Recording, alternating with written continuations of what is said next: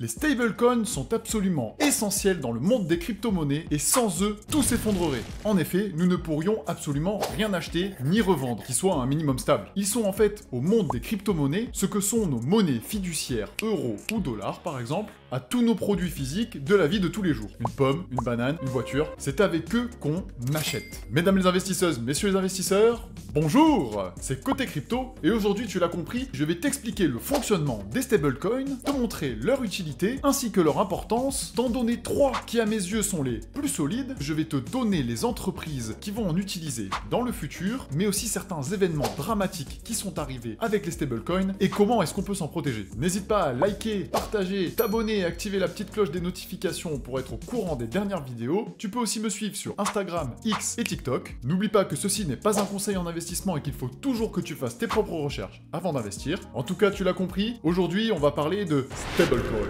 Mais avant tout, jingle!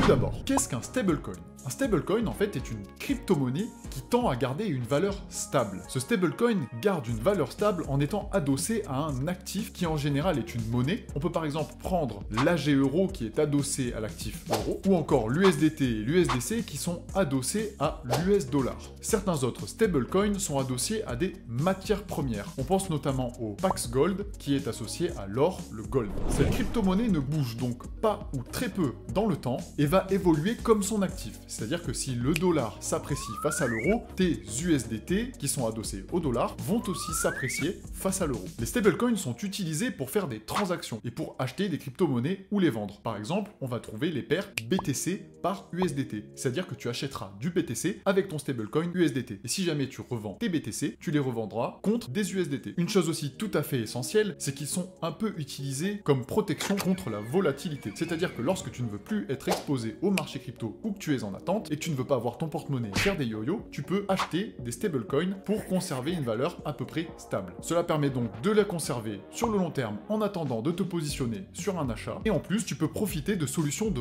revenus passifs sur tes stablecoins en les stakant par exemple pour obtenir un pourcentage de rendement annuel. On trouve des rendements très corrects entre 3 à 6%. Dès que l'on dépasse les 10%, il faut quand même être assez conscient des dangers qui peuvent exister. Après cette petite explication, il est maintenant l'heure que je te donne mes 3 stablecoins que je trouve les plus efficaces. Le premier est sans appel l'USDT. C'est celui qui possède la plus grosse capitalisation sur les marchés financiers en termes de stablecoin. Il utilise le principe de la collatéralisation, c'est-à-dire qu'à chaque fois que tu achètes un USDT, un dollar est mis en réserve chez la société qui s'occupe de l'USDT. Et inversement, si tu veux sortir, lorsque tu vends ton USDT, ils vendent un dollar de leur côté. Il faut donc qu'il y ait des audits réguliers pour bien vérifier que chaque USDT est couvert par un vrai dollar au sein de l'entreprise. On retrouve cet USDT sur énormément de blockchains car il est facile d'utilisation, que beaucoup de crypto-monnaies sont achetables ou vendables contre de l'USDT et qu'il est aussi rapide. Il faut aussi faire attention quand même par rapport à l'USDT car il a subi la foudre et la controverse chez les différents utilisateurs vis-à-vis de la transparence de l'entreprise qui s'occupe de l'USDT. En attendant, c'est le seul que je n'ai pas vu dépeg pour l'instant. Un dépeg, c'est lorsque l'on s'éloigne des 1 dollar sur un stablecoin. Et il faut savoir que quand on est premier, on attire souvent le regard et il faut en assumer les conséquences et il y a souvent beaucoup de FUD. C'est notamment le cas en ce moment même avec Binance qui a subi beaucoup de FUD en étant les premiers sous le feu des projecteurs. Le second compétiteur est l'USDC. C'est le même principe que l'USDT. Lorsque tu achètes un USDC, un USD est mis en réserve. C'est la même chose. Il est tout à fait possible de passer de l'USDC à l'USD et de l'USD à l'USDC grâce à la collatéralisation. Ce dernier était aussi un petit peu plus apprécié que l'USDT parce qu'il était plus transparent au niveau de ses audits. Néanmoins, il y a des faits assez récents de dépeg de l'USDC qui a mis un gros coup de froid sur ce stablecoin. Tu peux aller faire tes propres recherches. Cela est notamment arrivé lorsque le cours de certaines grosses banques s'est vu chuter un petit peu trop fortement et que la pression vendeuse était trop haute, car ces dernières détenaient de l'USDC. Et le troisième stablecoin, mais pas des moindres, c'est le DAI. Alors celui-ci a un fonctionnement un peu particulier et unique en son genre. Il fonctionne différemment de l'USDT et l'USDC. En fait, le DAI est adossé à de l'Ethereum. Il fonctionne de façon décentralisée et autonome avec l'application décentralisée Maker. Maker DAO. En fait, on va venir générer du DAI en bloquant de l'Ethereum sur la blockchain. Et pour que un DAI soit toujours égal à 1 USD et qu'il n'y ait pas de DPEG, si la valeur du DAI commence à dépasser les 1 USD, une certaine quantité de DAI est émise et vendue pour faire baisser le cours, et inversement, si le DAI tend à descendre un peu plus bas que 1 USD, du DAI est racheté en quantité pour faire remonter le cours et que l'on reste à 1 USD. C'est ce que l'on appelle un stablecoin algorithmique. Tu comprends bien que c'est tout à fait différent et décentralisé. Dans cette organisation autonome et décentralisée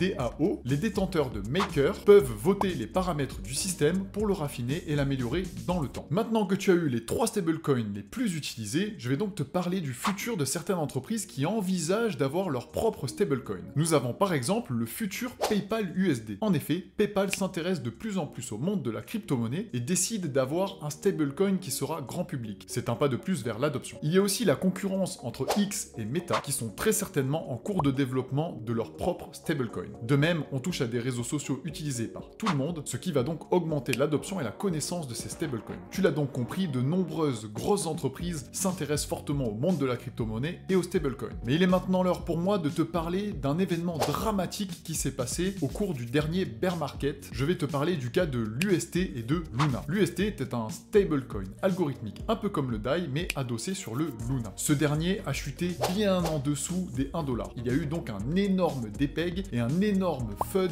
autour de ce stablecoin. Les gens ont absolument tous pris peur, ce qui est un petit peu normal. Quand on voit son montant en stablecoin qui n'est pas censé bouger diminuer à vue d'œil, il y a de quoi avoir envie de tout vendre. Le fait qu'il ait des pegs serait dû à une manipulation du cours avec d'énormes ordres de vente sur le Luna et d'énormes ordres de vente sur l'UST. De plus, il y a eu aussi de gros transferts sur Curve afin de faire baisser la liquidité de ces deux actifs pour empêcher toute rectification du tir. Cela a donc entraîné en cascade des sorties de fonds puisque les gens voyaient leur porte-monnaie fondre. Tout cela accentué par des mauvaises conditions de marché ont fait que ce système s'est complètement écroulé. De nombreuses personnes ont perdu énormément d'argent, notamment sur des moyens de revenus passif, encore protocole, qui permettait d'avoir 20% de revenus sur du stablecoin par an. Et cela peut arriver avec n'importe quel stablecoin. Tu le vois, l'USDT et l'USDC sont détenus par des sociétés à qui il faut faire confiance et qui doivent subir des audits et être totalement transparents, et le DAI est lui aussi un stablecoin algorithmique. Et comme on ne peut pas faire sans stablecoin, une solution qui peut être intelligente est de répartir ses fonds sur différents stablecoins. Par exemple, si tu disposes de 6 000 €, tu vas donc mettre